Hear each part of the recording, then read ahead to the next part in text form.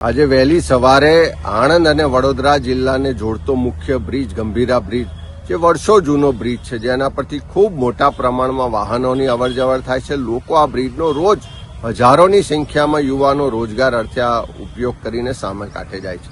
વહેલી સવારે બ્રિજ તૂટી પડ્યો અને એના કારણે લગભગ 5 કરતાં વધારે વાહનો નદીમાં ખાબક્યાના સમાચાર છે અને મોટા પ્રમાણમાં જાનહાનિ થયાની શક્યતાઓ છે.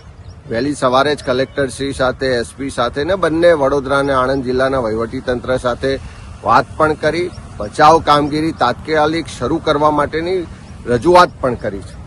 પણ વારે વારે આવા બનાવો બને છે કેમ? પહેલી રજૂઆતો થાય કે આ બ્રિજની મરામત જરૂર છે, બ્રિજનું આયુષ્ય પૂર્ણ થઈ ગયું છે તો નવો બ્રિજ બનાવવાની જરૂર છે.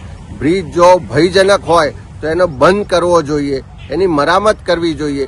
સરકારી તંત્રની ગંભીર બેદરકારીને કારણે આ બનાવ બન્યો છે અને લોકોના જીવ ગયા છે. ત્યારે એવા સંજોગોમાં સરકાર આખા ગુજરાતમાં આવા બનાવો બને ત્યાર પછી જાગે છે.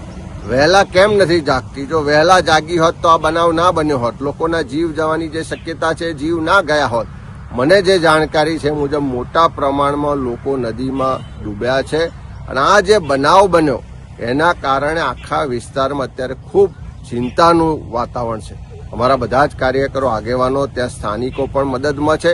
પણ સરકારને ફરી મારી વિનંતી છે કે તાત્કાલિક એના માટેની એક્સપર્ટ બચાવ ટીમો મોકલવામાં આવે અને આખા બ્રિજ પરનો જે ટ્રાફિક છે એની વૈકલ્પિક વ્યવસ્થા કરવામાં આવે અને આની યોગ્ય તપાસ થાય. પણ પહેલી તાત્કાલિક જરૂરિયાત છે કે એની બચાવ કામગીરી કરવામાં આવે.